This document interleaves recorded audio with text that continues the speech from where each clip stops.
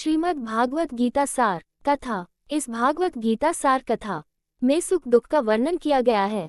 इस भागवत गीता में मानव के लिए हर अच्छे और बुरे कर्मों का वर्णन दिया गया है। दोस्तों, आप सभी चैनल को सब्सक्राइब लाइक करते हैं, जिसमें आप लोगों को कुछ नहीं मिलता, पर इस चैनल पर जीने की राह और ज्ञान भरी बातें मिलती है।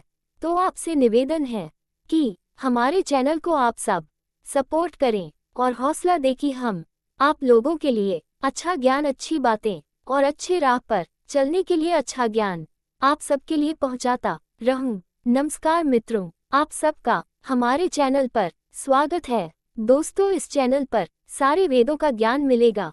भगवद गीता अध्याय 7 श्लोक 10।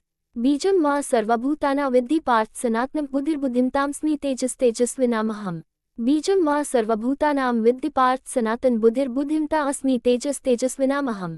बीजम बीज माम मुझे, सर्वभूतानां समस्त प्राणियों में, विद्धि जानो, पार्थ पृथापुत्र अर्जुन, सनातनम शाश्वत, बुद्धि बुद्धि बुद्धिमताम बुद्धिमानों में, अस्मि मैं हूँ, तेजस्विनाम तेजस्वियों में, अहम मैं। बीजम मम सर्वभूताना विद्धि पार्थ सनातनम बुद्धिर्बुद्धिमता अस्मि तेजस्विनामहम्। अनुवाद। हे अर्जुन, ये जान लो कि मैं समस्त प्राणियों का सनातन बीज हूँ।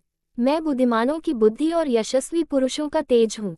कारण और प्रभाव के संबंध में प्रत्येक कारण अपने प्रभाव का बीज होता है।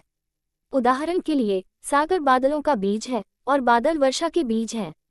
इसी प्रकार श्री कृष्ण इस श्लोक में कहते हैं कि वे ही वह कारण, शाश्वत बीज हैं, जिससे सभी प्राणी प्रकट होते हैं। क्या आपने कभी सोचा है कि कुछ लोग दूसरों की तुलना में अधिक बुद्धिमान क्यों होते हैं? उनके विचारों और विचारों में अधिक चमक क्यों होती है? इसका एकमात्र स्पष्टीकरण ये हो सकता है क्योंकि जो कुछ भी मौजूद है वह भगवान की ऊर्जा का प्रकटीकरण है। ऐसे उत्कृष्ट लोगों में दिखाई देने वाले शानदार गुण केवल भगवान की कृपा के कारण ही हो सकते हैं। जैसा कि श्री कृष्ण ने इस श्लोक में उल्लेख किया है, वे बुद्धिमान और गौरवशाली लोगों के पीछे की सूक्ष्म शक्ति हैं। वे उनके दिमाग को अधिक विश्लेषणात्मक और विचारों को चमकदार बनाते हैं। आधुनिक इतिहास के महानतम कलाकार विलियम शेक्सपियर ने साहित्य के क्षेत्र में बेजोड़ प्रतिभा का प्रदर्शन किया। ये केवल ईश्वर की कृपा से ही संभव हो सका।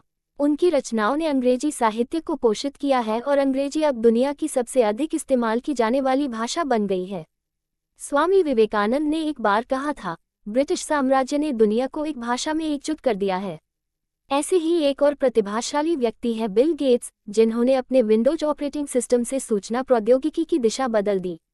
90% से अधिक बाजार हिस्सेदारी के साथ विंडोज दुनिया में सबसे लोकप्रिय ऑपरेटिंग सिस्टम बन गया है। चूंकि यह बहुत उपयोगकर्ता के अनुकूल है, इसने सूचना प्रौद्योगिकी को बड़े पैमाने पर जनता के लिए उपलब्ध कराया है। कंप्यूटर का उपयोग अब केवल आईटी इंजीनियरों तक ही सीमित नहीं है।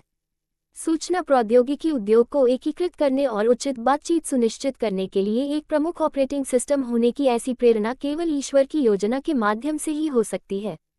ईश्वर ऐसे किसी व्यक्ति की बुद्धि को बढ़ाता है जब वह हमें अराजकता से बचाना चाहता है। बेशक संतों ने हमेशा यह माना है कि उनके कार्यों की चमक और सुंदरता भगवान की विशेष कृपा के कारण है। संत तुलसीदास ने कहा, न मैंने किया न कर सका, साहिबा करता मोर करता करवाता आप हैं, तुलसी तुलसी शोर। न तो मैंने रामायण लिखी, नहीं मुझमें इसे लिखने की क्षमता है। भगवान मेरे कर्ता हैं, वे मेरे कार्यों को निर्देशित करते हैं और मेरे माध्यम से कार्य करते हैं, लेकिन दुनिया सोचती है कि तुलसीदास उन्हें कर रहे हैं। इसलिए भगवान श्री कृष्ण वास्तव में हमारे चारों ओर प्रकट होने वाली सभी प्रतिभा और बुद्धिमत्ता का अंतिम स्रोत हैं। भगवद गीता अध्याय 7 श्लोक 11। बलम बलवता चाहम कामराग विवर्जितम धर्माविरुद्धो भूतेषु कामोस्मि भर्तर्षभ। बलम बलवता चाहम कामराग विवर्जितम धर्मविरुद्धो भूतेषु कामोस्मि भर्तर्षभ। बलम बलवताम बलवानों का, च तथा अहम मैं, काम इच्छा राग वासना, विवर्जितम रहित, धर्म विरुद्ध धर्म से विरोध न करने वाला, भूतेषु समस्त प्राणियों में, काम मैथुन, अस्मि मैं हूँ, भरतऋषभ भरतों में श्रेष्ठ अर्जुन। बलम बलवतम चाहम काम राग विवर्जितम धर्म विरुद्धो भूतेषु कामोस्मि भरतऋषभ। अनुवाद। हे भरत श्रेष्ठ, मैं बलवानों में कामना और वासना से रहित उनकी शक्ति हूँ। मैं वह यौन क्रिया हूँ जो सद्गुणों या शास्त्रों के आदेशों के विरुद्ध नहीं है। इच्छा उन चीजों के लिए एक सक्रिय लालसा है जो प्राप्त नहीं हुई है। जुनून से प्रेरित होकर व्यक्ति इच्छित वस्तुओं को प्राप्त करता है और उनका अनुभव करता है। लेकिन इससे आसक्ति उत्पन्न होती है, जो एक निष्क्रिय मानसिक भावना है जो अधिक की प्यास को उत्तेजित करती है।